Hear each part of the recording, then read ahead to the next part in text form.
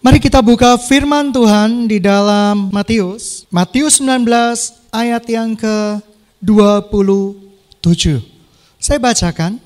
Lalu Petrus menjawab dan berkata kepada Yesus, kami ini telah meninggalkan segala sesuatu dan mengikut Engkau, apa yang akan kami peroleh?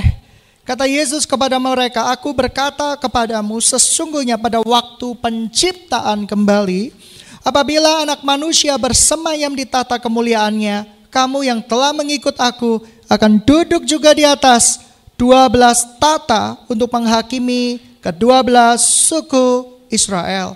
29.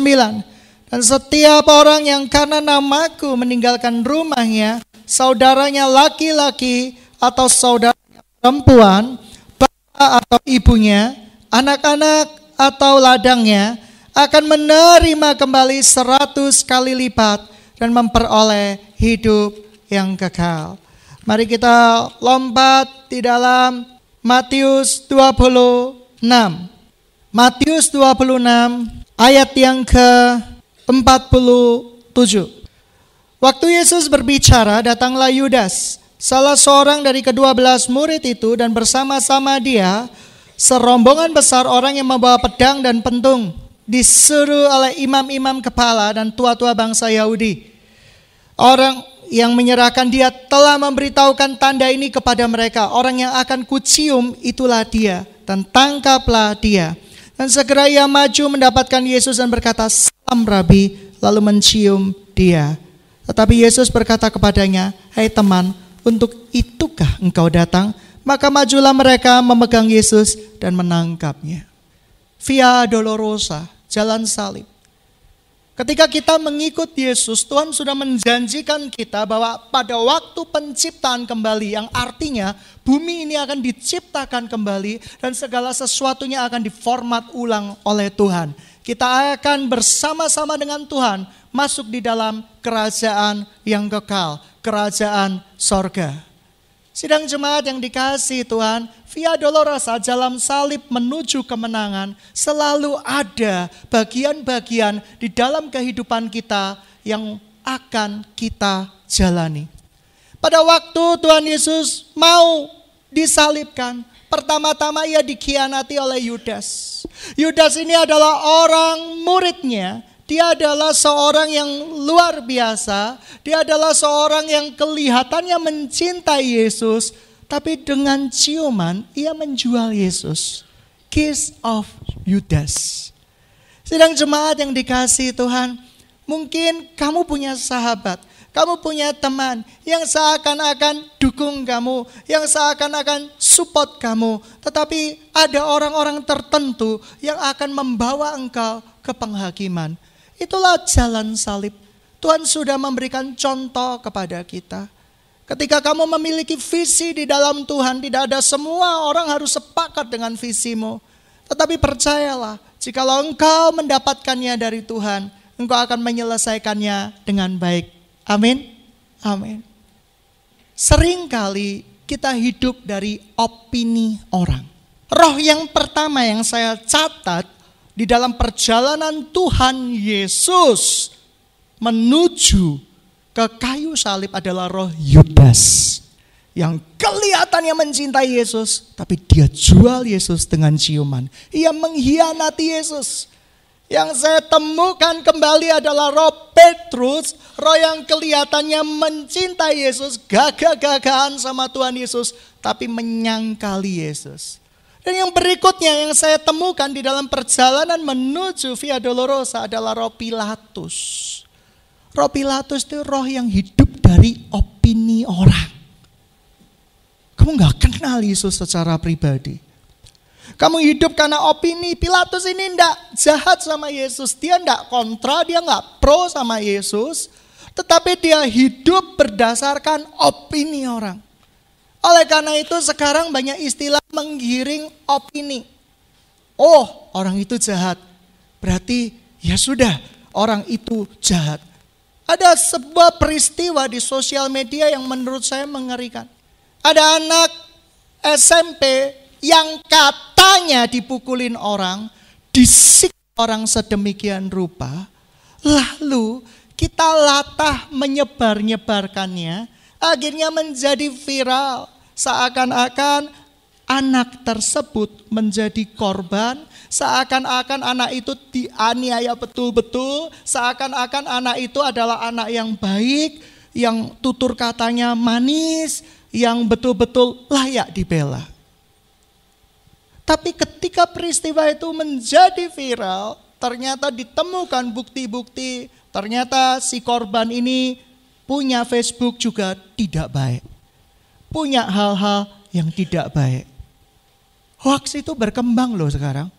Hoax itu bukan lagi ketidakbenaran. Hoax itu berbicara apa yang enggak saya percayai itu hoax walaupun itu kebenaran. Hati-hati. Contoh,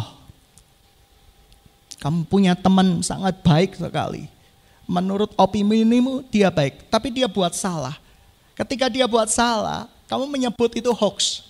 Padahal dia memang buat salah. Hati-hati, istilah hoax itu mulai bergeser menjadi apa yang menurut kita betul. Itu bukan hoax, yang menurut kita tidak betul, itu hoax. Hati-hati, sidang jemaat yang dikasihi Tuhan. Kebenaran adalah kebenaran. Amin. Amin.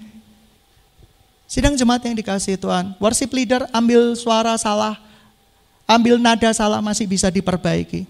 Anda ambil suami salah, istri salah, tidak bisa diperbaiki. Anda salah pilih Tuhan, selama-lamanya enggak mungkin bisa diperbaiki. Roh Pilatus adalah roh opini orang. Ketika engkau mau masuk di dalam perjalanan salibmu menuju ke kemenangan, ada Pilatus yang belum tentu setuju dengan perjalanan salibmu.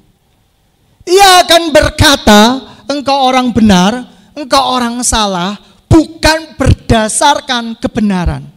Engkau bisa melihat sejarah mencatat Pilatus ini menjadi hakim yang buruk sekali.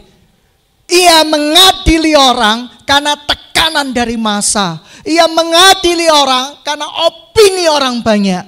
Padahal dia secara data, secara fakta, ia tidak menemukan bahwa Yesus orang yang bersalah. Sidang jemaat yang dikasihi Tuhan. Ketika dunia menyalahkan engkau karena opini tentangmu begitu buruk.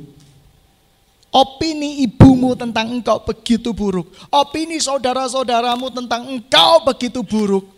Dan mereka menghina engkau. Mengapa engkau mengikut Yesus? Engkau belum diberkati, engkau tidak kaya dan yang lain-lain. Engkau tetap harus bergerak di dalam kebenaran Tuhan. Kita hidup bukan apa kata orang. Kita hidup apa kata Tuhan. Dan Tuhan izinkan kita hidup kesempatan besar buat membalas semua kebaikan Tuhan, semua pengorbanan Tuhan di kayu salib. Oh, kita ini berhutang banyak sama Tuhan. Dosamu itu berapa sih?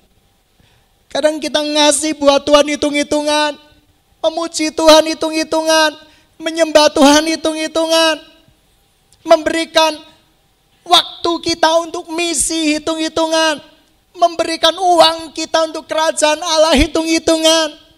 Kita berhutang sama Tuhan, berhutang banyak malah. Dan kita tidak bisa membalas apa-apa selain memberikan 5 roti dan 2 ikan di dalam hidup kita. Kita tidak bisa berbuat apa-apa. Seorang sahabat menaruh kasih setiap saat. Ada seorang teman saya barusan WA, thank you ya. Di saat orang meninggalkan saya, kamu tetap bantu saya. Saya nggak mau hidup dari opini orang. Saya tidak mau hidup dari apa kata orang banyak, tapi apa kata Tuhan di dalam hidup saya. Lihat, rencana iblis itu selalu indah. Kan bisa, kamu nggak usah jadi hamba Tuhan. Kamu jadi pebisnis saja, fokus dengan bisnismu. Lihat berapa banyak gereja Tuhan yang bisa dibangun dengan bisnismu. Hello. Kita hidup bukan karena opini melayani orang. Kita hidup karena Kristus Tuhan kita. Di perjalanan kayu salib itu, Tuhan Yesus menemui ibunya. Demikian juga perjalanan menuju ke kemenangan kita. Kita mungkin akan dikasihani oleh keluarga kita yang paling dekat. Ketika kita pulang berkhotbah penginjilan naik sepeda motor, mama kita menangis, papa kita menangis. Nasibmu nak, mama membesarkan kamu 19 bulan, kamu tidak keluar-keluar. Kamu menjadi pendeta di tempat terpencil, naik sepeda motor, itu pun nyicil lagi. Kasihan nak, sudah berhenti saja jadi pendeta. Sudah, ini mama punya dagangan, ya peracangan, ya di Los Angeles. Kamu bisa meneruskan usaha mama di sana. Nggak seberapa nak, nggak seberapa memang, tapi omsetnya 10 M tiap bulan. Jadi nak, sudah ikut saja saya. Apakah Yesus di perjalanan salibnya tiba-tiba peluk ibunya? Ibu, betul katamu bu. Betul bu, anakmu menderita di kayu salib bu. Bebaskan saya bu. Oh kalau Yesus seperti itu, saya nggak sembah dia. Atau main drama, baper-baperan. Selendangnya Ibu Yesus menari-nari. Wah. Dan di situ ada Yesus, Yesus anakku, lalu terjatuh gitu ya. Itu kan drama-drama masa kini kan. Alay gitu ya, seperti itu. Oh, tersungkur di kaki anaknya. Lalu Tuhan, kenapa kau seperti ini? Mama itu berat, sudah ngaku salah saja kepada imam-imam Farisi. Ya nak ya, ngaku salah saja ya nak ya. Nanti kita hidup happy ending, bahagia. Tapi Yesus berkata, siapa ibuku? Siapa? Orang yang melakukan kehendak Tuhan. Itulah yang disebut ibuku. Hari-hari ini saya bahagia. 1 tahun ini Tuhan lawat gereja kita tanpa kamu sadari. Kita buka Surabaya Barat, tapi unity mendatangkan pengurapan. Satu visi, satu suara, satu tujuan, tidak terpengaruh oleh opini orang. Sidang jemaat yang dikasihi Tuhan, ini dinamika Roh Allah begitu kuat sekali. Dan saya merindukan nanti bintang-bintang Tuhan ini bisa bersinar di mana-mana. Saya percaya, saya yakin itu. Ketika kita unity, tidak ada satupun yang bisa melawan kita. Kalau gereja ini tergantung opini orang, habis gereja ini. Tapi gereja ini dibangun di atas batu karang yang teguh, yaitu kerinduan Tuhan di dalam hidup kita. Dan kita tidak digerakkan atas opini orang. Tahu nggak opini orang? Kita tidak digerakkan berdasarkan pendapatmu. Kalau Yesus suruh saya maju, walaupun seorang diri, saya akan maju. Tapi kalau Tuhan Yesus tak suruh maju, walaupun rame-rame, buat apa? Saya percaya banyak orang-orang di tempat ini menjadi pendoa yang betul-betul sungguh-sungguh. Pendoa itu alat kontrol hamba Tuhan. Bukan asal hamba Tuhannya senang. Tapi juga bukan menina bobokkan hamba Tuhan. Tahu gak menina bobokkan hamba Tuhan? Pendoa-pendoa dikasih makanan hidangan setiap hari. Pendoa-pendoa dikasih berkat setiap hari. Pendoanya kenyang. Jadi ketika dia berdoa, dia tidak lagi tajam. Tetapi asal hamba Tuhanku senang. Doa itu alat kontrol. Alat untuk benar-benar supaya hamba Tuhannya itu hidup di dalam kebenaran. Bukan barisan pengiya hamba Tuhan. Iya, amin. Atau barisan penuduh. Supaya kelihatannya engkau di tempat yang lebih tinggi. Oh itu bahaya banget. Setiap hamba Tuhan yang gak sepakat dengan engkau, kamu tuduh punya roh setan. Oh, celaka pendoa-pendoa seperti ini. Tapi akan muncul di tempat ini pendoa-pendoa dalam roh dan kebenaran yang berani berbicara walaupun orang lain tidak berani bicara. Seorang pendoa yang tidak butuh karpet merah, tapi karpet bau tetap berdoa. Yang tidak butuh jamuan hidangan yang disiapkan, yang tidak butuh penghormatan, tetapi Tuhan tahu, engkau tahu bahwa engkau sungguh-sungguh di hadapan Tuhan. Ketika pendoa sudah dininak bubukkan, pendoa dikasih pangkat, dikasih jabatan, seorang pendoa sudah dikasih hidangan-hidangan yang membanggakan, pendoa itu sudah hidup di dalam kedagingan. Percaya? Roh Pilatus ini berat sekali. Roh Pilatus ini sering mendominasi kehidupan kita. Tengking itu, hati-hati. Contoh, kamu mau melayani Tuhan jadi full time. Kamu tanya kepada teman-temanmu, menurut kamu jadi full time gimana? Ojo toh, wes toh ojo toh. Di marketplace itu banyak harta terpendam. Kamu pun juga bisa melayani Yesus di marketplace loh. Betul, siapa bilang?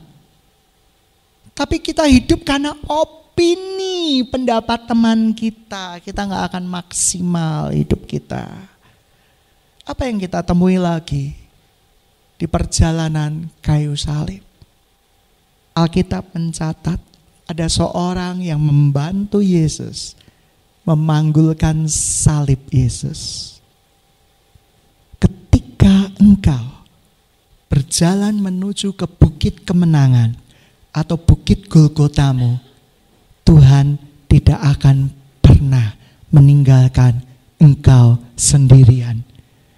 Dan Tuhan tidak akan membiarkan salibmu itu menimpamu. Ia akan mengirimkan orang-orang untuk membantu engkau.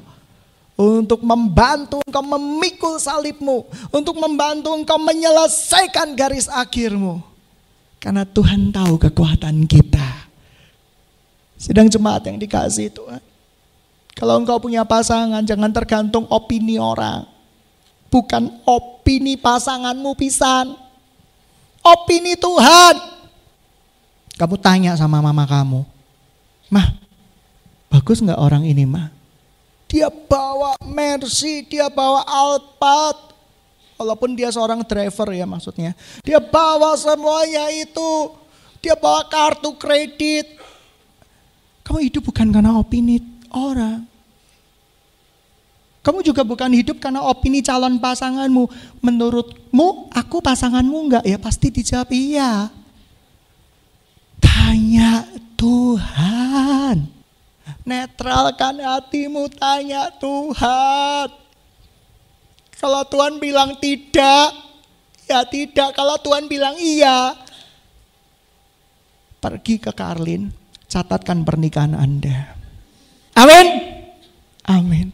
Kita sering kepingin mendengar kata iya. Siapa yang gak pengen? Saya juga pengen. Enak kan? Pertumbuhan gereja karena beranak pinak. Sekolah minggu penuh kemuliaan Tuhan. Oh, siapa yang gak kepengen terjadi revival? Coba semua di tempat ini menikah. Revival gak sekolah minggu kita? Bayi-bayi wes. Oh, bayi-bayi pun memuji Tuhan gitu ya. Semua makhluk memuji Tuhan. Oh, terjadi revival. Itu bukan revival. Itu peternakan gitu ya, seperti itu. Sidang jemaat yang dikasihi Tuhan, jangan bahagia kalau gerejamu bertumbuh karena beranak cucu dan bertambah banyak. Tetapi berbahagialah ketika gerejamu bertumbuh karena ada orang yang tersesat, terhilang kembali kepada Tuhan. Dan itu luar biasa, itu sesuatu yang indah. Siapakah yang membantu Tuhan Yesus memanggul salibnya? Sidang jemaat yang dikasihi Tuhan, ada orang yang akan diutus Tuhan untuk membantu kamu. Jangan khawatir. Tantangan menuju bukit kemenangan itu banyak. Kamu bisa lari. Saat Yesus dicium oleh Yudas, dia bisa hancur hatinya. Dia bisa baper. Dia masih manusia loh ya. Dia bisa baper. Dia bisa nangis selama dibawa oleh prajurit-prajurit Farisi. Dia bisa nangis, teganya engkau. Yudas, tega, awas engkau ya. Oh, kembaliin tim aku, kembaliin semuanya. Oh, Yesus bisa baper, tapi dia bilang, dengan cool dia berkata, hanya dengan ini kau jual aku. Hanya dengan ini kawan. Dia bilang teman. Ketika temanmu mengkhianatimu, kamu masih bilang dia teman enggak? Amin. Ketika temanmu mengkhianatimu, kalau dia kena sakit kanker stadium 3, apa doamu? Tambah satu lagi. Ketika Yesus yang masih manusia dikhianati oleh Yudas, dia tetap memanggil Yudas teman. Dia nggak pakai baper, bilang, bangsat lu ya, kurang ajar lu ya. Enggak. Karena dia tahu bukit kemenangan sudah menanti dia. Saya ulangi lagi, Petrus disangkali oleh orang-orang yang tadinya gagah dengan engkau, yang tadinya luar biasa dengan engkau. Ketika uangmu banyak orang yang menempel dengan engkau. Ketika orang punya jabatan, orang menempel dengan engkau. Tapi ketika engkau gak punya apa-apa, kau tetap menempel dengan orang, itu luar biasa. Dan mungkin itu terjadi di dalam kehidupan kita. Ketika kamu kaya, kamu dideketin orang. Ketika kamu gak punya apa-apa, kamu ditinggalkan orang. Ingat, Yesus telah menjalaninya buat kita. Saya review ya. Pilatus, roh opini. Hari ini di dalam nama Tuhan Yesus Kristus, aku patahkan roh opini. Saya gak peduli opini orang tentang hidupmu.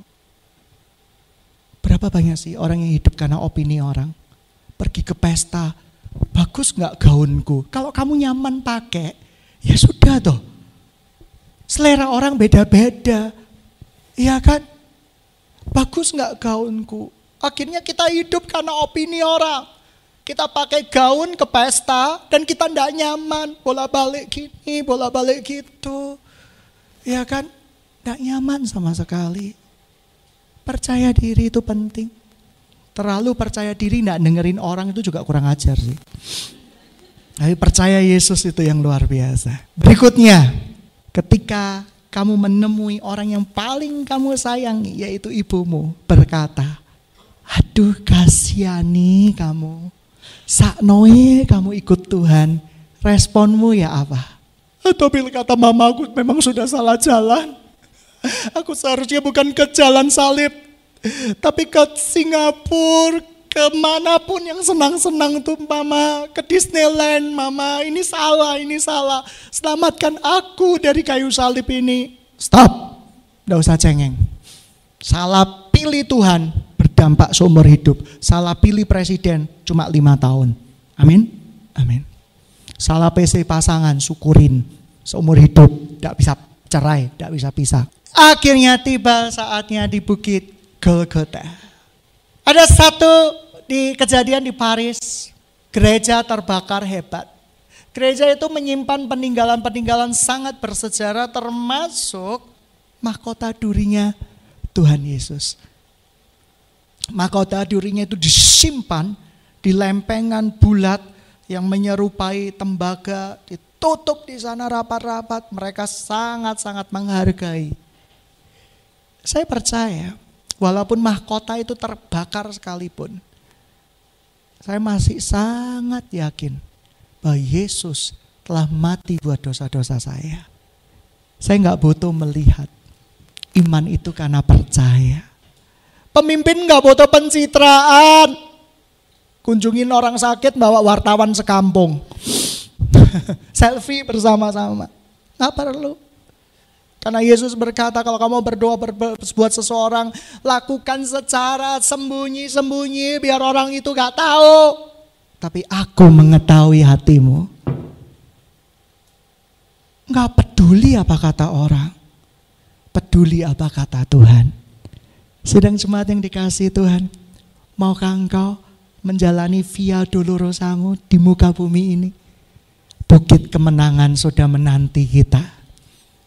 Bumi yang baru dan segala sesuatu yang baru akan diberikan kepada kita. Bahkan Tuhan berkata, kita akan bersama-sama dengan para rasul menghakimi 12 suku Israel. Ada hari depan, hari yang penuh pengharapan.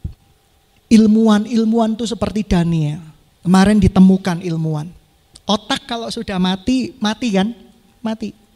Tapi kemarin seorang ilmuwan menemukan otak yang sudah mati dari otak babi. Itu dengan senyawa tertentu bisa dihidupkan kembali fungsi memorinya. Dunia terkejut. Dan dunia berkata, kalau begitu definisi mati itu harus kita ralat. Biasanya kalau orang sudah mati batang otak itu sudah kubur. Ternyata dia pasti bisa mengingat kejadian sekitarnya. Lihat, yang disangka manusia tidak mungkin. Tapi mungkin sekarang dengan pengetahuan yang bertambah. Kitab Daniel berkata apa? Orang akan menyelidiki rahasia pengetahuan dan pengetahuannya akan bertambah setiap saat. Tapi satu kali saya mau kasih tahu. Ketika kita mati kelak, Tuhan akan mengangkat kita. Orang bilang mustahil. Tapi bagi Tuhan tidak mustahil. Saya punya hari depan yang penuh kemenangan. Saya punya kafling di surga. Siapa yang punya kafling di surga angkat tangan. Tuhan berkata, masuklah hai anakku. Oh, saya sangat menantikan itu. Sungguh sangat menantikan itu. Karena saya percaya itu peristiwa yang saya impikan seumur hidup saya. Yesus sudah menebus dosa-dosa saya. Oleh karena itu jangan yang gokil-gokil ya ngomong-ngomongnya ya. Tuhan, IP-ku 1, ini untuk supaya aku tetap di kampus dan melayanimu. Itu gombal. Itu pemahaman yang aneh. Ya, teori kompensasi. Kompensasi dosa udah diterima oleh Tuhan Yesus. Kamu gak perlu kompensasi-kompensasian lagi. Tuhan, aku sekarang menderita Tuhan. Kenapa? Kena batu ginjal, kena batu kolesterol Tuhan. Semuanya untuk kemuliaan namamu. Ngawur. Batu kolesterol itu karena kamu makannya suka malam-malam. Keluyuran malam-malam. Makannya berbau minyak-minyakan. Lah ketika saatnya tidur, berjumpa dengan Tuhan, dilayani Tuhan, kamu malah makan. Pergi, kelayapan, jam 12 malam, makan nasi goreng lagi. Nggak cukup nasi goreng dengan telur ceplok lagi. Double portion lagi. Gitu 10 tahun kemudian nggak minta sakit-sakitan. Luar biasa kalau gitu. Lalu kamu minum. Setiap ke minimarket, minum. Minuman bersoda. Pergi keluar dari minimarket, lihat es cao, minum es cao. Lihat es degan, minum es degan. Sambil pikirannya gini, air degan kan memperbaiki sel-sel tubuh. Oh iya, ya teruskan saja pikiran yang seperti itu. Teori meninabobokkan, semuanya gak apa-apa, makanlah. Siapa yang mau makan enak angkat tangan? Siapa yang mau makan babi angkat tangan? Percaya dari Yesus sudah membayar engkau. Engkau tidak akan apa-apa. Kolesterolmu tidak naik. Ya jelas, gak pernah dicek. Oh, tidak ada teori seperti itu. Darah Yesus sudah menyuci kolesterol kita. Oh, ngawur teologia seperti itu. Darah Yesus sudah menyuci lemak-lemak babi di dalam hidup kita. Dahsyat teologianya. Ya kan? Oleh karena itu jangan salahkan Tuhan. Kalau kamu di usia 50, 60, 70 sakit-sakitan. Ada orang yang mengeluh sama saya. Kenapa ya kok saya sakit asam urat? Makananmu apa tiap pagi? Pecel. Plus tempe. Apalagi? Kakiku sakit. Tuhan kok gak sayang sama aku? Tuhan sayang sama kamu nak. Oleh karena itu kamu sakit-sakitan dan cepat mati dan ketemu Tuhan. Ya kan?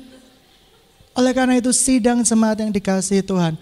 Belajar bertanggung jawab dengan pilihan-pilihan hidup kita. Silver Queen, ya kan, Toblerone, banyak pokoknya cemilan-cemilan yang ada gitu ya. Dan kita menimbang badan kita sambil marah-marah, turun-turun ya. Yang gila siapa? Kita, ya kan? Saya banyak orang saya nasihati, ayo pola makan sedikit ya. Betul, mereka sudah mengurangi nasi. Tapi minuman yang begitu pekat. Karena diskonan, hati-hati racun iblis itu diskonan. Tiba-tiba engkau beli dan minum. Kamu tahu, 1 gelas ini kalorinya berapa? Itu sanggup bertahan buat engkau seminggu hidup. Lihat di counter sebelah. Wih, ada diskonan. Pakai e-money yang lain, enggak boleh sebut nama. 50%. Wow, beli. Kentang goreng, kita beli tahu crispy gitu ya. Terus pergi ke gedung bioskop, wih, popcorn, wah ini bukankah jagung itu bagus ya gulanya, kita makan. Kamu gak mati itu ajaib pesan gitu ya.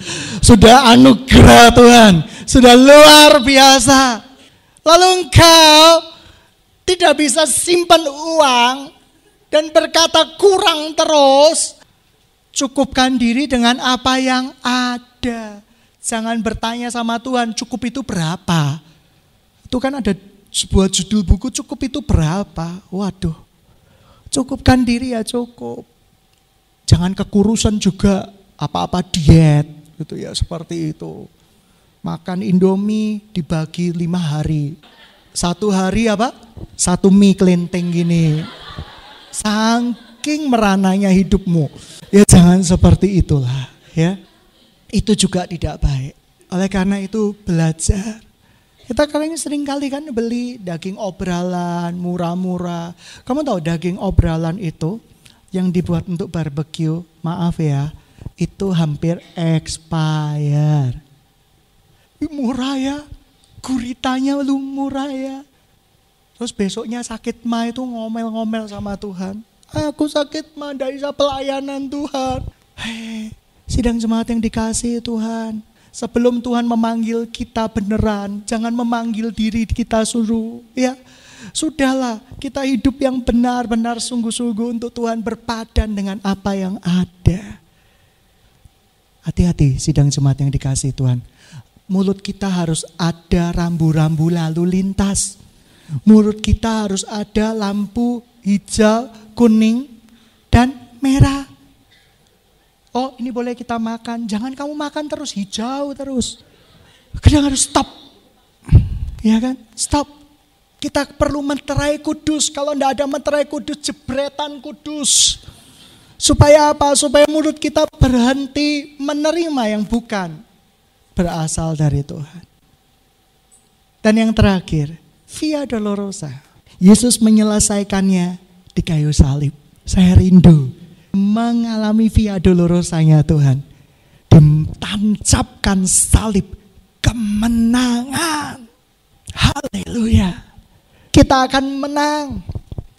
Kita akan mencapai Via Dolorosa kita. Worship leader, perbaiki kualitas suaramu. Pendoa, perbaiki kualitas doamu. Pembicara firman Tuhan, perbaiki makanan yang baik untuk jemaatmu. Perbaiki kualitas hidupmu. Dan kita akan mencapai garis akhir. Saya diingetin Tuhan gini, hidup kita berapa tahun sih? 70 tahun atau 80 tahun jikalau kita kuat. 100 tahun itu anugerah. Andai kata kita hidup 70 tahun. Kamu tinggal berapa tahun? Lah 70 tahun itu, waktu tubuh efektif itu maksimal 50 tahun. Energik. Kecuali kamu jago kungfu bisa sampai 70 tahun. Lah, jikalau 50 tahun, kamu sekarang usia 30 tahun, waktu efektifmu melayani Tuhan itu cuma tinggal 20 tahun. Dan 20 tahun ini kesempatan emas kita membayar semua kebaikan Tuhan. Kesempatan emas kita membayar apa yang Tuhan sudah beri buat hidup kita. Jangan pernah berutang sama Tuhan. Tuhan sudah berikan nyawanya buat kita. Tuhan sudah berikan segalanya buat kita. Sidang jemaat, kalau saya lihat dulu diri saya ngekos, tidak punya apa-apa. Tapi saya sekarang diberkati. Dulu engkau ngekos, kau gak punya apa-apa. Sekarang engkau diberkati. Handphonemu bertumbuh. Ya kan? Dulu dari Nokia titut. Sekarang bertumbuh dari layarnya yang lebih besar. Kamu bisa selfie. Kamu bisa menipu diri dengan aplikasi apapun supaya kamu kelihatan lebih cantik. Dulu kami gak bisa menipu diri kami. Gitu ya. Wih, tirus ya. Lucu ya. Itu gak bisa. Tapi sekarang engkau menikmati semua kebaikan Tuhan di dalam hidupmu. Apa yang kita bisa beri? Apa yang bisa kita balas buat Tuhan? Saya khawatir kalau kamu terlambat mengetahui pesan Tuhan ini, kamu gak sempat balas kebaikan Tuhan. Saya gak mau sidang jemaat Tuhan, layani Tuhan. Kamu menari tamborin, kamu pikir Tuhan gak senang? Senang. Kamu melayani sebagai worship leader, apakah Tuhan tidak bahagia? Tuhan gak lihat kualitas suaramu, jemaat yang lihat kualitas suaramu. Kita memperbaiki kualitas suara kita supaya jangan sampai salah ambil suara. Iya kan? Tapi Tuhan ketika kita salah nada, Dia tertawa di surga. Gitu ya, bukan menghina kita tapi bahagia gitu ya. Bukan tertawa terpingkal-pingkal. Ya kan, sampai terlempar dari simbasan, enggak mungkin. Enggak mungkin Tuhan kita seperti itu. Tapi Dia tertawa di surga. Anakku, kau dahsyat. Kau mau melayaniku, aku kagum dengan engkau. Dahsyat gak Tuhan kita? Ketika engkau jadi penerima tamu, jadilah penerima tamu yang menjadi seorang pendoa juga. Ketika yang disalaminya kelihatannya lesu, Bapak sakit? Iya, bisa saya doakan Pak? Oh, saya rindu penerima tamu seperti itu. Jangan sampai ketika kita penerima tamu disalami, kamu sakit tak doa no ya nak ya? Oh, malu. Pelayan-pelayan Tuhan kok seperti itu.